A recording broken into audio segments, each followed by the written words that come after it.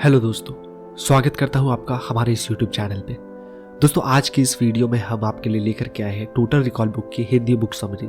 इस बुक को लिखा है आर्नल्ड श्वार्ज़नेगर ने। तो बिना लेट किए शुरू करते हैं आज की इस वीडियो को। दोस्तों, 2013 में आई यह किताब total recall written by Arnold Schwarzenegger के जीवन के उतार चढ़ाव के बारे में हमें यह किताब बताती है। उनके संघर्ष भरे बचपन से लेकर के उन्हें महान बनने तक का सफर को इस किताब में प्रदर्शित किया गया है। इस किताब में हम पढ़ेंगे कि आखिर कैसे उन्होंने हॉलीवुड और अमेरिका की राजनीति में अपना नाम कमाया। यह किताब उन लोगों के लिए है जो व्यक्ति खुद के अंदर बदलाव लाना चाहते हैं, आर्नल्ड श्वार्ज़नेगर के फैन हैं, और उन व्यक्ति के लिए है जो सफल व्यक्ति के जीवन से प्रेरणा लेना चाहते हैं। चलिए दोस्तों, हम जानते हैं हमारे लेखक के बारे में। दोस्तों, हमारे लेखक है आर्नल्ड श्वार्ज़नेगर, जो कैलिफोर्निया के गवर्नर रह चुके हैं। इनके अलावा वे हॉलीवुड के बड़े सितारों में से एक हैं और साथ ही साथ बॉडी बिल्डिंग में बेताब बादशाह भी हैं। दोस्तों, अब हम जानते हैं आपको ये किताब क्यों पढ़नी चाहिए। आजकल पहले जैसा माहौल नहीं है, क्योंकि पहले के समय लोग एक ही कंपनी में काम करते करते अपना पूरा जीवन व्यतीत कर देते थे। आजकल फ्लेक्सिबिलिटी की इंपॉर्टेंस बहुत बढ़ गई है। तो फिर अगर आप भी अपने जीवन में कुछ बदलाव के बारे में सोच रहे हैं, तो क्यों ना आप उस इंसान से एडवाइस लें जो 3 डिपार्टमेंट में सबसे ऊंची पोस्ट पर पहुंच चुका है। आर्नल्ड एक डेटमिनेर इंसान है। युद्ध के बाद ऑस्ट्रिया से निकलकर अमेरिका में पहले विनम्र स्वभाव के कारण मिस्टर यूनिवर्स की उपाधि मिलना, उसके बाद हॉलीवुड में नाम कमाना, अंत में कैलिफोर्निया के गवर्नर के रूप में उन्होंने साबित किया कि उनका जीवन सभी के लिए सीखने के योग्य है। तो दोस्तों, हम लोग आर्नल्ड से आत्म अनुशासन, एम्बिशन और सफलता के बारे में क्या सीख सकते हैं। तो आइए सीखते हैं कि आखिर किस तरह से आप अपने जीवन को खुद ही सफल बना सकते हैं। इसके अलावा आप इस किताब से क्या जानेंगे? इस किताब से आप जानेंगे कि जब तक आप किसी चीज को प्राप्त नहीं कर लेते, तब तक आप उस चीज से बहुत दूर हैं। अपने जीवन में होने वाली घटनाओं का भार कभी भी अपने माता पिता पर नहीं डालना चाहिए। बड़ा सोचने का महत्व और उसे पाने का लालसा। तो दोस्तों, चलिए अपनी इस नॉलेज जर्नी को हम शुरुआत करते हैं इस बुक के समरी के साथ। टॉपिक 1, एक संघर्ष भरा बचपन देखने के बाद अमेरिका ही आर्नल्ड की कर्मभूमि बनी। दोस्तों, आर्नल्ड 1947 में ऑस्ट्रिया में पैदा हुए थे। ऑस्ट्रिया के लिए वो साल बहुत दुखदायक था, क्योंकि उसी साल ऑस्ट्रिया को विश्व युद्ध में हार का सामना करना पड़ा था। आर्नल्ड की मां पूरे देश में इधर उधर घूम रही थी, सिर्फ इस उम्मीद में कि उनके परिवार को रहने के लिए कोई सुरक्षित स्थान मिल जाए। आर्नल्ड के जीवन की शुरुआत इससे और कठिन नहीं हो सकती थी। जीवन की इस शुरुआती कठिनाइयों ने आर्नल्ड को बहुत मजबूत बनाया। युद्ध हारने के बाद ऑस्ट्रिया के लोगों ने खुद को बदलना शुरू किया। वो चाहते थे कि दूसरे देश के लोग इस बात को जान लें कि युद्ध हारने के बाद वो लोग बहुत मजबूत हुए हैं। साथ ही साथ उनके अंदर गुस्सा भी उत्पत्ति हुआ है। लोगों से ज्यादा उनकी अगली जनरेशन यानी कि छोटे छोटे बच्चों के अंदर बहुत ज्यादा नाराजगी थी। आर्नल्ड के पिता गुत्साओ उन्हीं लोगों में से एक थे जिनको युद्ध से हारकर काफी दुख पहुंचा था। गुत्साओ ने बचपन से ही आर्नल्ड और उनके भाइयों को काफी सताया। वो दोनों भाइयों के लिए पूरे दिन का रूटीन तैयार रहता था। दोनों भाई सुबह 6 बजे उठ जाते थे। उन दोनों को सुबह का नाश्ता तब तक नहीं मिलता था जब तक वो दोनों सुबह की एक्सरसाइज को पूरी तरह कंप्लीट न कर ले। इसके बाद उनको फुटबॉल और एथलेटिक्स का भी जमकर अभ्यास कराया जाता था। इतनी मेहनत के बावजूद दोनों में से अगर कोई भी कुछ गलत काम करता तो फिर गुत्साओ उनको बेल्ट से पीटते थे। आर्नल्ड ने बाद में बताया कि सिर्फ वो ही इकलौते ऐसे नहीं थे जिनके साथ ये स्ट्रिक्ट व्यवहार किया जाता था। उन्होंने कहा कि एक बार उनके क्लास टीचर ने क्लास में एक बच्चे को उनकी गलती की संज्ञा देने के लिए उसका सर डेस्क पर पटक दिया था। अपने पिता के अत्याचार से बचने के लिए आर्नल्ड ने यह सोच लिया था कि वो उनसे दूर चले जाएंगे। इसलिए जब वो 12 साल के थे, तब उन्होंने निश्चय किया कि वो अमेरिका जाकर वहां पर नए जीवन की शुरुआत करेंगे। और उसी दिन के बाद से ऑस्ट्रिया में उनको जो भी छोटा मोटा काम मिलता था उसको वो बेझिझक करते थे और अपनी आजादी के सपने को पूरा करने के लिए कमाए हुए पैसों को सेव करते थे। किसी और देश को ना चुनकर उन्होंने अमेरिका को इसलिए चुना था क्योंकि उनको पता था अमेरिका में सभी को अपनी तरह से जीवन जीने की आजादी है और अमेरिका से ताकतवर देश कोई भी और दूसरा देश नहीं है। आर्नल्ड अमेरिका इसलिए भी जाना चाहते थे क्योंकि अमेरिका में हॉलीवुड और कोका कोला का आविष्कार किया था और ये दोनों ही चीजें आर्नल्ड को काफी लुभाती थी। टॉपिक 2, पहली बार में आर्नल्ड अपनी क्षमता को पहचान नहीं पाए और मिस्टर यूनिवर्स बनने से चूक गए। बॉडी बिल्डिंग में आर्नल्ड का इंटरेस्ट तब जागा जब उन्होंने अपना हाई स्कूल पूरा कर लिया। आर्नल्ड पूरी तरह से नेचुरल थे और इसी वजह से जूनियर वर्ग में कंपटीशन को जीतने में उनको काफी मुश्किल का सामना नहीं करना पड़ा। उसके बाद उनको एहसास हुआ कि अब उनको बड़े कंपटीशन में हाथ आजमाना चाहिए। इसलिए उन्होंने जर्मनी जाने का निश्चय किया और फैसला लिया कि वो मिस्टर यूनिवर्स प्रतियोगिता में भाग लेंगे। म्यूनिक पहुंचने के बाद उन्होंने एक जिम में काम करना शुरू कर दिया। जिम के मालिक के साथ उनके रिश्ते कुछ खास अच्छे नहीं थे। जॉब होने के बावजूद आर्नल्ड के पास पैसे की कमी रहती थी और इसी वजह से उनको जिम में ही रहना पड़ता था।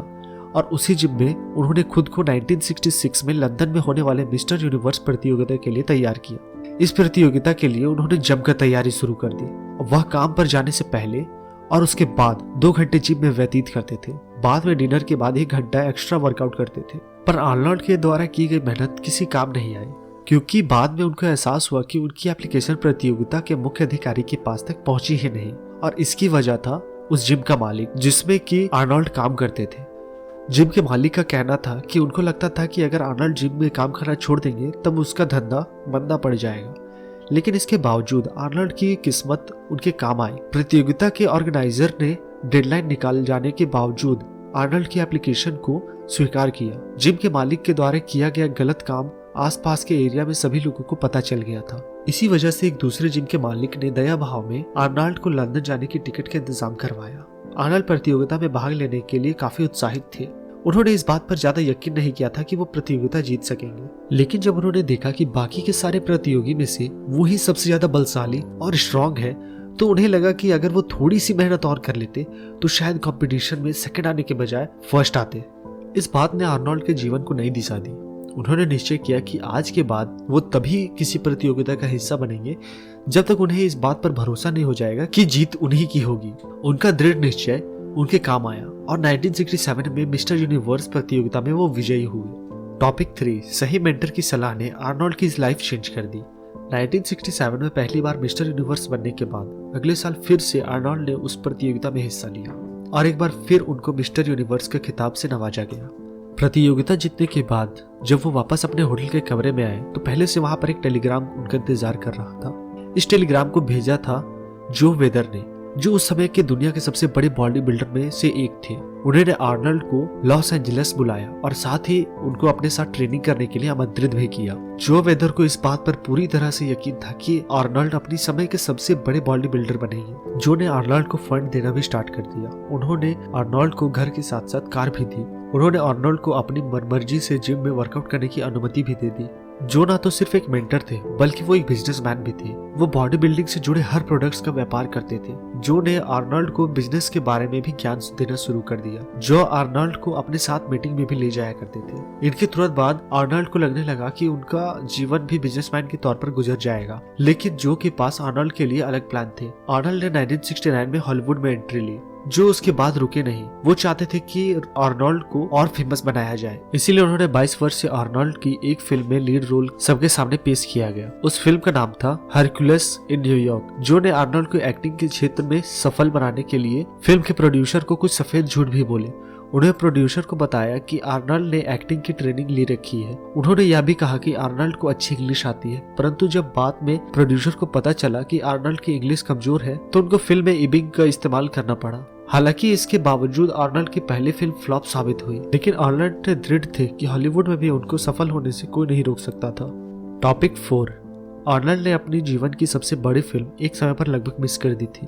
1982 में आर्नल्ड को उनके करियर का सबसे सफल फिल्म मिली। उस फिल्म का नाम था कैनन द बारबेरियन। आर्नल्ड ने सबसे पहले सोचा था कि अपने फिल्म के जरिए वो लोगों के बॉडी बिल्डिंग के बारे में समझाएंगे, लेकिन जब उनकी film Conan the barbarian hit हुई तो उनको लगा कि क्यों ना बॉडी बिल्डिंग को हटाकर एक्टिंग पर ध्यान दिया जाए और लोगों को अलग अलग तरह की फिल्में से एंटरटेन किया जाए। आर्नल्ड यह भी जानते थे कि उनकी एक्टिंग स्किल इतनी अच्छी नहीं है कि वो हॉलीवुड के सबसे बड़े स्टार बन सके, परंतु उन्होंने सोचा क्यों ना वो अपने आप को सबके सामने एक एक्शन हीरो की तरह पेश करे, क्योंकि उनकी बॉडी उनको इस बात की इजाजत देती थी। आर्नल्ड ने हमेशा की तरह नीचे से शुरुआत करने की बजाय सीधा हॉलीवुड में सबसे ऊपर पहुंचने का सपना देखा, जिस तरह उन्होंने खुद को बॉडी बिल्डिंग में भी साबित किया था।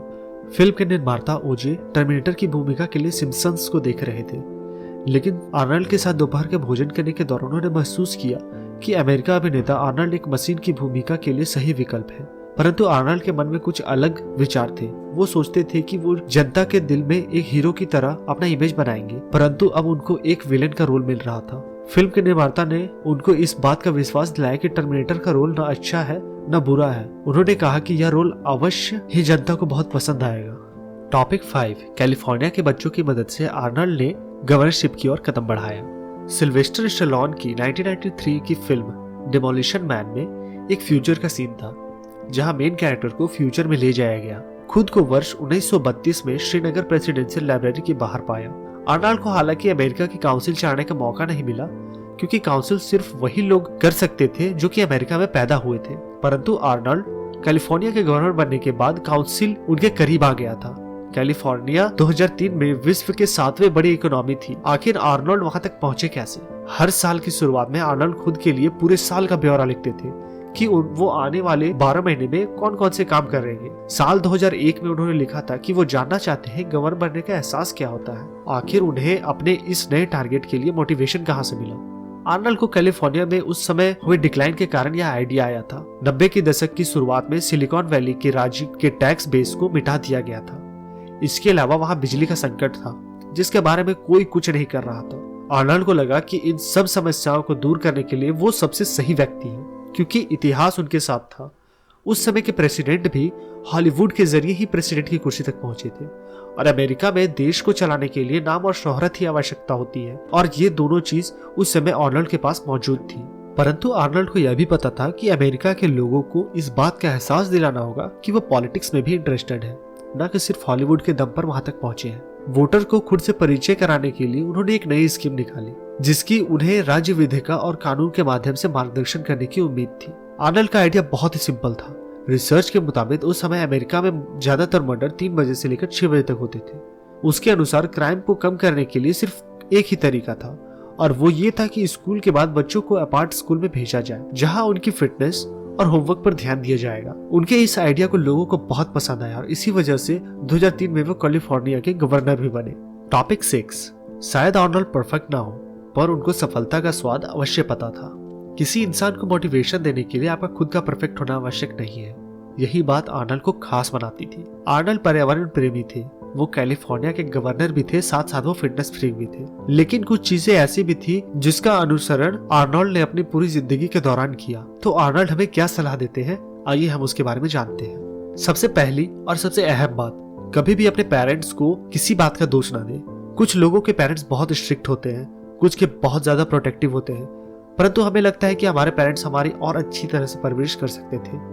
लेकिन हम लोगों को इस बात का एहसास होना चाहिए कि वह जितनी अच्छी तरह से कर सकते थे, उन्होंने हमेशा उससे अच्छा करने की कोशिश की। आर्नल्ड के पिता ने उनके बचपन में काफी सताया, लेकिन इसके बावजूद आर्नल्ड अपने पिता को कभी किसी बात पर दोषी नहीं ठहराते। लेकिन उनका मानना है कि वो अपने पिता की वजह से ही आज अपने जीवन में इतने अनुशासित हैं, और साथ ही साथ उन्हीं की वजह से वे ऑस्ट्रिया को छोड़कर अमेरिका जाने का निश्चय किया था। आर्नल्ड का कहना है कि कभी भी अपने पास्ट को अपने फ्यूचर के ऊपर हावी ना होने दे। अपने पास्ट को भूलकर अपने भविष्य को अच्छा बनाने की कोशिश करते रहना चाहिए। आर्नल्ड का दूसरा सबसे सफल होने का रूल यह है कि कभी भी पीछे मुड़कर नहीं देखना चाहिए।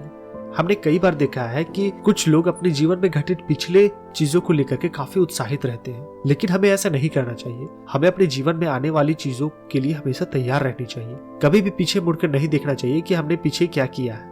इस बात का उदाहरण हमें कामयाब संगीतकार बोनो से मिलता है, जिन्होंने म्यूजिक इंडस्ट्री में सफल होने के बाद एड्स के मरीजों के लिए सराहनीय कार्य किया। बिल्कुल उसी तरह आर्नल्ड भी कभी अपने जीवन में रुके नहीं। बॉडी बिल्डिंग से लेकर के कैलिफोर्निया के गवर्नर बनने तक का सफर उन्होंने बिना पीछे मुड़े देखे तय किया। दोस्तों, यहाँ पर हमारी ये बुक टोटल रिकॉल की हिंदी बुक समरी समाप्त होती है। अब हम जान लेते हैं इस बुक का कंक्लूजन क्या है।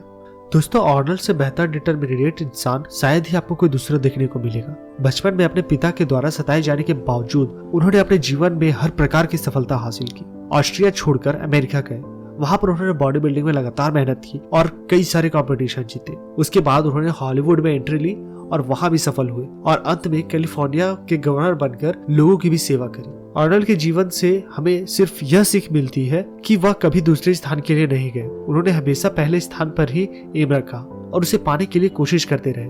उसी प्रकार हमें कभी भी किसी भी चीज में इस मोटिव से हिस्सा नहीं लेना चाहिए कि हम सिर्फ उसमें हिस्सा ले रहे हैं, बल्कि हमें उसे जीतने की कोशिश करनी चाहिए, क्योंकि अगर हम ऐसा सोचकर उसमें जाएंगे तो हम उसके लिए ज्यादा मेहनत करेंगे। तो दोस्तों, यहाँ पर ये हमारी बुक टोटल रिकॉल की हिंदी ऑडियो बुक समरी समाप्त होती है, जिसे लिखा है आर्नल्ड श्वार्ज़नेगर ने। उम्मीद करता हूँ दोस्तों आपको ये वीडियो पसंद आई होगी। अगर पसंद आई है तो प्लीज इसे लाइक एंड शेयर कर दीजिए। कोई सवाल या सुझाव हो तो कमेंट बॉक्स में कमेंट कर दीजिएगा, मैं उसका जवाब जरूर दूंगा। अगर आप हमारे चैनल पे नए हो या फिर हमारे वीडियोस को रेगुलर आप वॉच करते हो तो प्लीज हमारे चैनल को सब्सक्राइब कीजिए, साथ ही साथ बेल आइकन को भी दबा दीजिएगा। मिलते हैं आने वाली वीडियोस में, तब तक के लिए जय Hind, Vande Mataram and stay safe.